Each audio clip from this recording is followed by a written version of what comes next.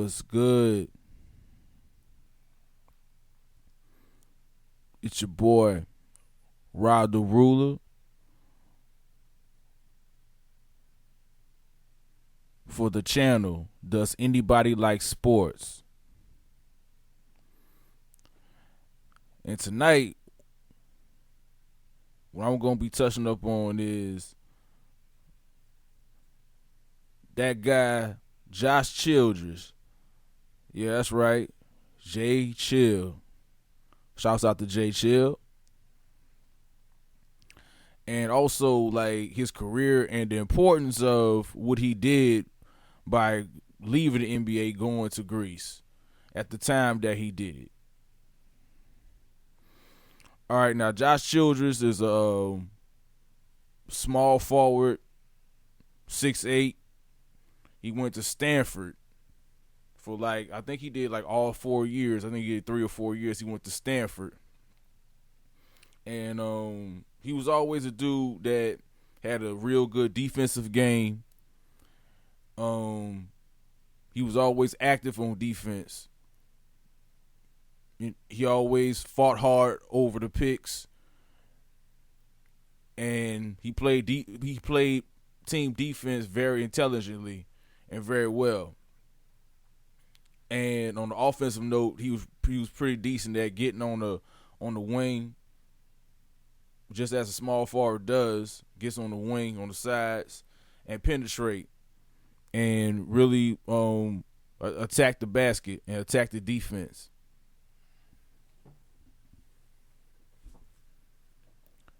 That was his game. That's how he played. And the Hawks need a small forward or swing man that could make things active, and someone that can play defense, and someone that's going to hustle and get out there.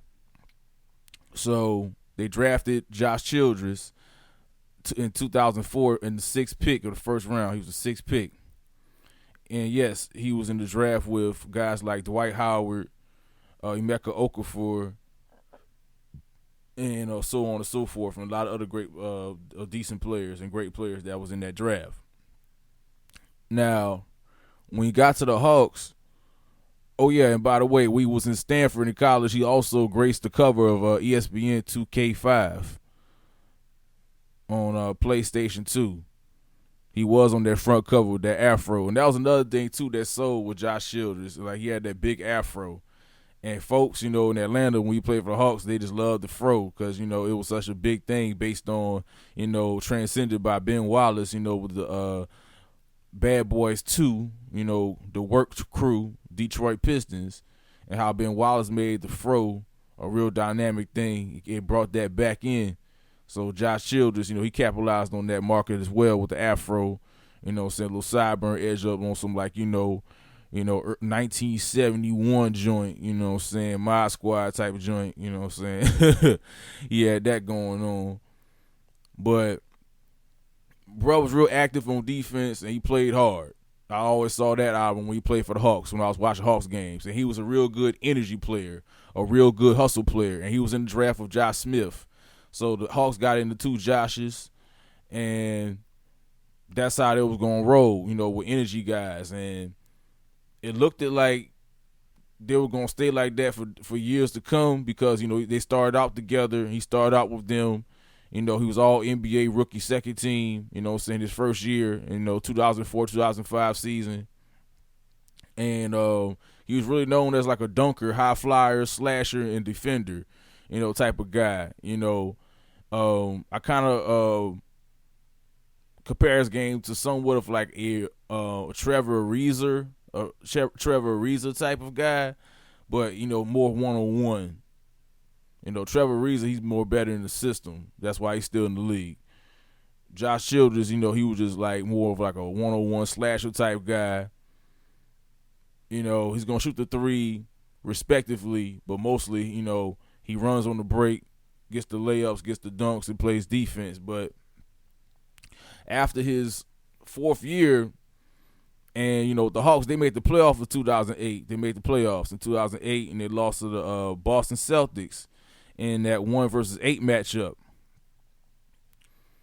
And no one gave the Hawks a chance to even be in the playoffs or in the series with the mighty Boston Celtics at that time with, Kevin Garnett, Paul Pierce, Ray Allen, Rajon Rondo, Kendrick Perkins when he was worth something. That dude. And, Poe and Tony Allen, first team all defense, Mr. Tony Allen. Saying he was a dog, so they had to deal with those Celtics, and they didn't even get swept. They went 7, and that's what shocked everybody. And in that series, guys like Zaza Pachulia, Josh Smith, and Josh Childress, and Joe Johnson, they really showed out in that series and showed what they can do for the future. They just didn't have that maturity and consistent defense to beat the Boston Celtics, and that consistent focus. And that's what it takes to be a champion, and they didn't have that, of course, and that's why when the eighth seed is, when you're a seed that low, unless the first seed just takes their foot off the gas, when you're an eighth seed, you play a first seed that's good. The first seed, if they're really focused, they're going to show you why you're an eighth seed. They're going to show you why you're an eighth seed. If they don't, you caught them slipping. Now, the 2008 season is over with, and going to the off season, and Sir Cats are moving in free agency, and the Atlanta Hawks go under new general management, and as the Atlanta Hawks go under new general management, Josh Smith realized that he didn't really have a rapport with the new guy. There's a new guy in, and we know whenever there's a new general manager or a new owner, in sports, there's always this, we're going to flip the table over, and we're going to do things all the way new and different, and we're going to, out with the old, in with the new, and it always sucks to be that guy that the new guy in power doesn't like, and he's going to can you off to the side. He's going to kick you off to the side.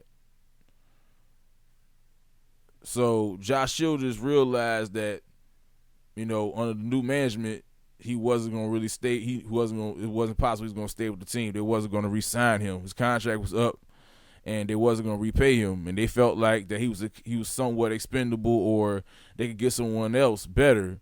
That was a better threat on the offensive end because they needed buckets as well as defense and inside play at that time. And it felt like he wasn't that important. So he decided to test the waters. And I just saw an interview out on YouTube, about it.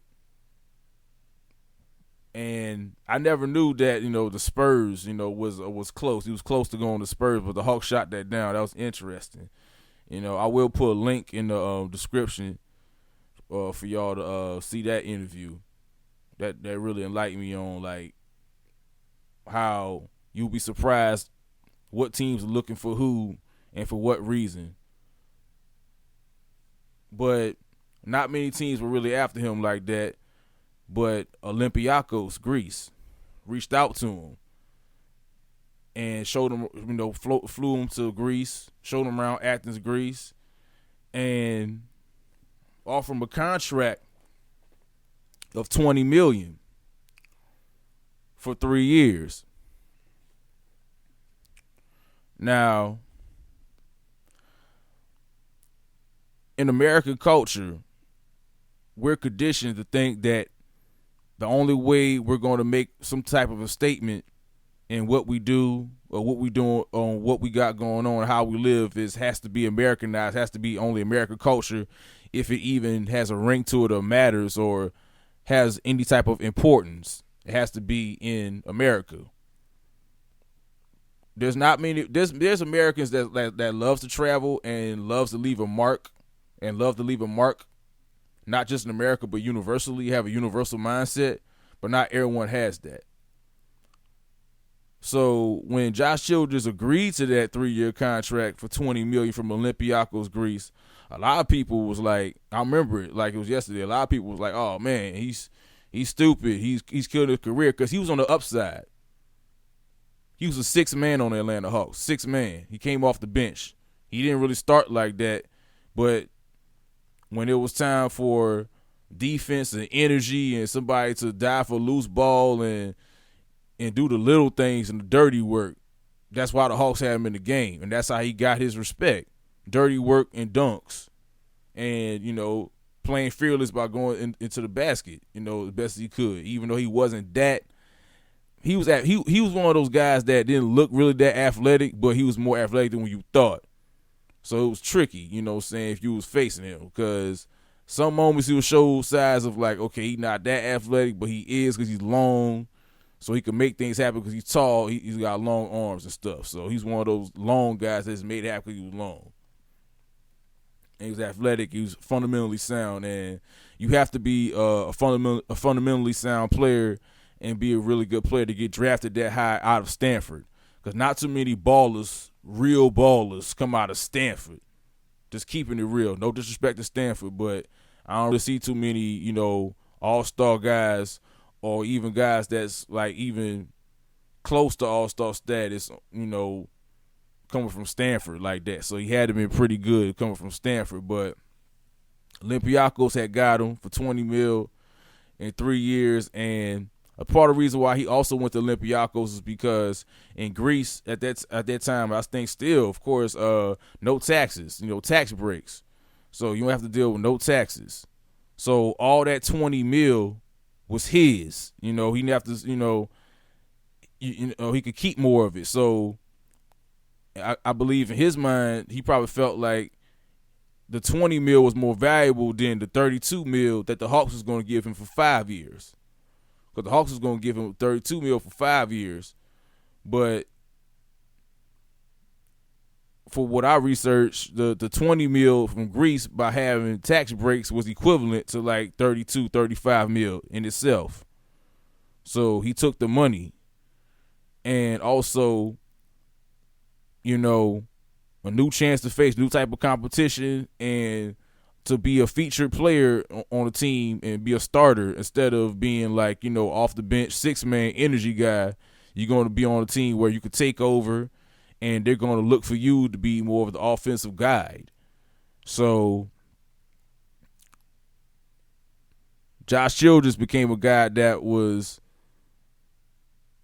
like one of those unlikely NBA figures to bet on himself and make a move of like confidence and to really bet on himself and get the best out of the situation how he wanted to do it.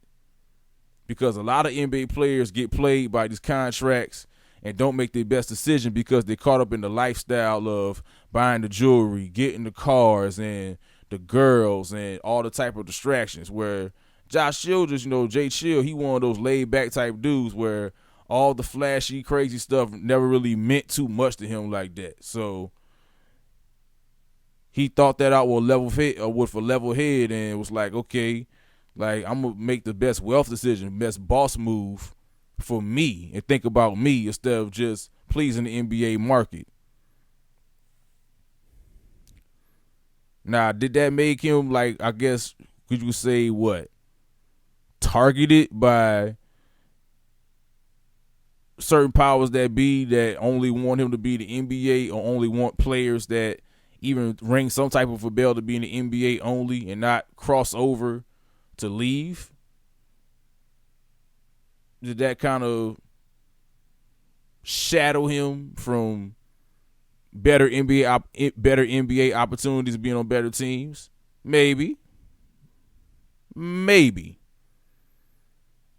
Or maybe after he left Olympiacos and came back to Phoenix, he probably wasn't that good enough, or his game didn't transcend to how the NBA had probably changed from his time leaving to his time coming back.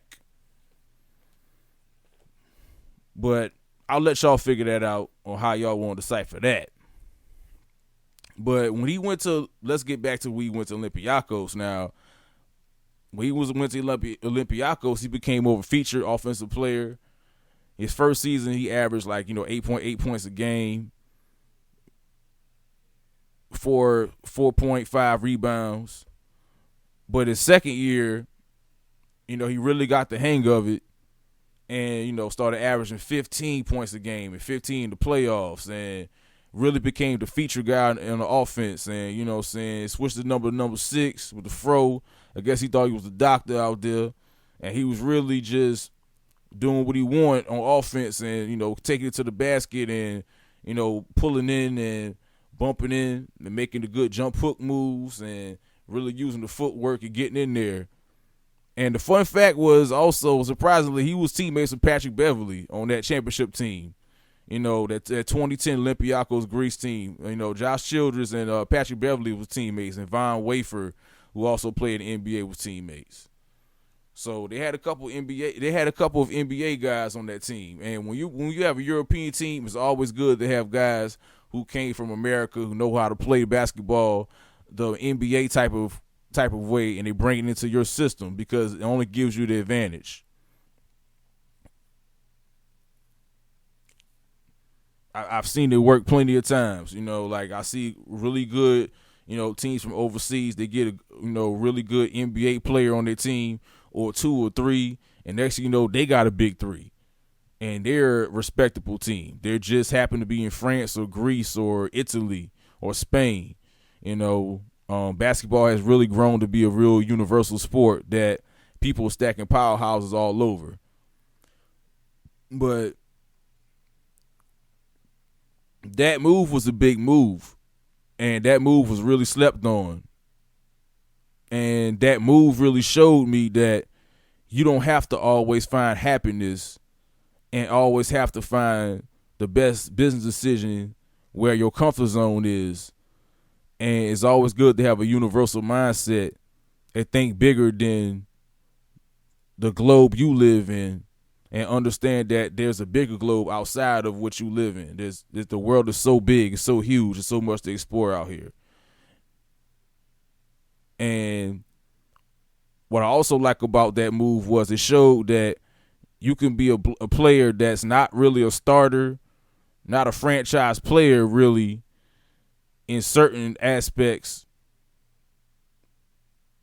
but you can find your niche and find out what works for you and get the best out of your move, your best move, and just get the best opportunity. And that's what he did. He played for keeps. And I respect anybody that plays for keeps and takes advantage of it and win, no matter if they were like the 15th, 12th man or a superstar player, because these owners and GMs, they play for keeps when they make moves. The NBA is a business. And I respect any player that treats it as such. Sure, if you're a fan, you want certain loyalties, but once you wake up to reality and take the fanship and the fanhood of it out of it, then you gotta take it for what it is. It's a business, and that's what he did by signing that deal with Olympiacos. He made a really wise business decision.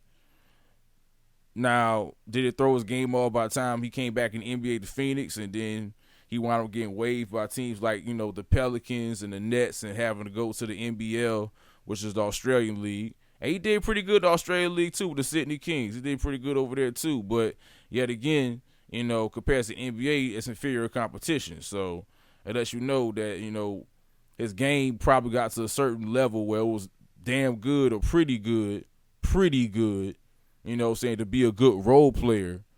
Because if he would have continued in the NBA, he probably wouldn't have been as good pocket-wise as he is now, or as he was when he made that deal, that smart deal by getting the most money he could get out of the deal. But if he would have probably stayed in the NBA, and even if he wouldn't have went to the Hawks, or not or kept staying with the Hawks, or went to the Spurs, because the Hawks shot that deal down with the Spurs. But he could have been good for like a real good contender team, off the bench, a real good 6-man. But it helped him a lot that, he took advantage of what he had to take advantage of, because it also brought light of the fun you could have outside of America on a social media level. Because around that time, I was a subscriber to Slam Magazine, and in Slam Magazine, you always have different blog articles from Twitter and different players with their diaries in the back pages. Once you get to the back pages of Slam Magazine, they talk about the old school guys. Then they go with the punks section, where they talk about the high schoolers and stuff like that. And then you got the diaries, the NBA diaries, and quite a few times, like Josh Childress, his diary or his write-up, would be in there about how he was in Greece just having a ball. And I'll see the pictures. I'm like, this dude's really not worried about playing the NBA.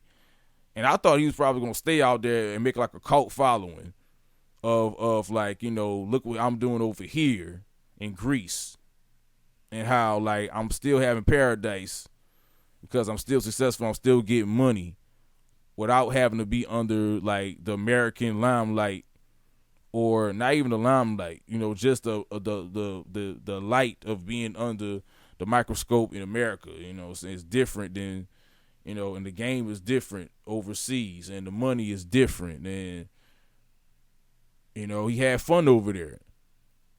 And I think that was a good move because it opened up other avenues for other players to do different things, because around that time when he did that move, another player made a move like that, and that was Brandon Jennings.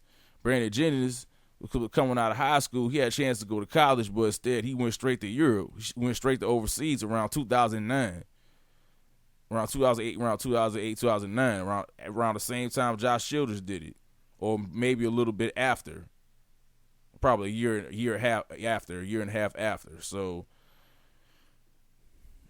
around that wave, that was a wave where players started doing new things, and I enjoyed that, that move. I thought that was good. I felt like that was good for basketball by spreading universally and broadening your horizons.